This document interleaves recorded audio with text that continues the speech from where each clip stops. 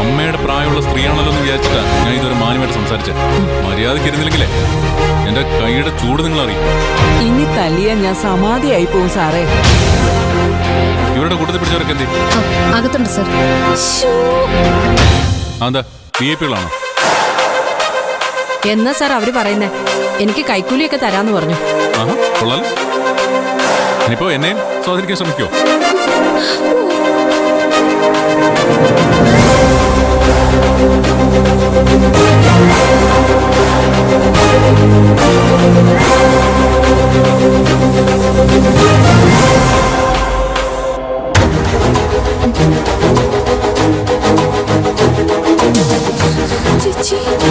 നിങ്ങളാണ് മന്ത്രവാദിയുടെ സഹായികള്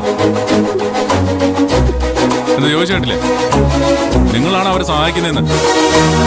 അല്ല സാർ, ഞങ്ങൾക്കൊന്നും അറിയില്ല. ഞങ്ങൾ നിരപരാധികളാ. നിരപരാധികളായിട്ടാണോ നിങ്ങൾ അവിടുന്ന് പോലീസ് നോക്കിയത്?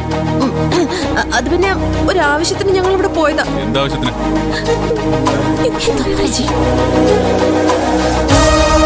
അത് പിന്നെ മന്ത്രവാദം ചെയ്തു തരാന്ന് പറഞ്ഞ് അവര് ഞങ്ങളെ വിളിച്ചു വരുത്തിയതാ സാർ. ഈ വന്ന കാലത്ത് ആരെങ്കിലും ഇത്രയും വലിയ വിവരക്കിടക്ക് കാണിക്കും? ഈ വന്ന കാലത്ത് ഇക്കാര്യത്തിനൊക്കെ വലിയ ഡിമാൻഡാ സാർ. വേണ്ടതിനും കാണിച്ചെന്ന് പോരാ, പിന്നെ വർത്താനം കൂടെ പറയുന്നു. ദേ, അവരിതുവരെ നിങ്ങളുടെ ദേഹത്ത് കൈവയ്ക്കായിരുന്നതേ എനിക്ക് ബാക്കി വെച്ചതാ. വേണ്ട സർ, ഒന്നും ചെയ്യണ്ട. ഇത് ഞങ്ങൾ കൈകാര്യം ചെയ്തോളാം. ഏതായാലും ഇവരുടെ മുഖം ഒന്ന് കാണണമല്ലോ.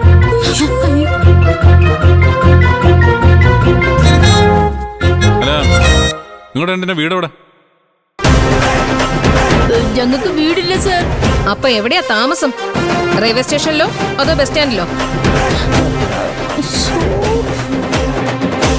പോക്കറ്റടിയും പിടിച്ചുപറിയും ഒക്കെ ആയിരിക്കും പണിയല്ലേ? ഞങ്ങള് നല്ല ആൾക്കാര്. ഞങ്ങള് വെറുതെ വിടണം സാർ. വെറുതെ വിടുന്ന കാര്യമൊക്കെ നമുക്ക് പിന്നെ ആലോചിക്കാം. ആദ്യം നിങ്ങൾ ആ തിരുമുഖം ഒന്ന് കാണിക്കേ. സാർ പറഞ്ഞത് കേട്ടില്ലേ? ഇല്ല, ഞങ്ങളിത് കാണിക്കില്ല. അതെന്താ, അത്ര മോശപ്പെട്ട മുഖമാണോ? അതെ മാഡം, ഈ മുഖം മുഴുവനും കംപ്ലീറ്റ് പൊള്ളിക്കരിഞ്ഞിരിക്കുക. ഓ, നാടോടി കാട്ടിലെ തമാശ. മര്യാദയ്ക്ക് സാരി തലേന്ന് മാറ്റടി. മാറ്റടി, ഇങ്ങോട്ട് മാറ്റ.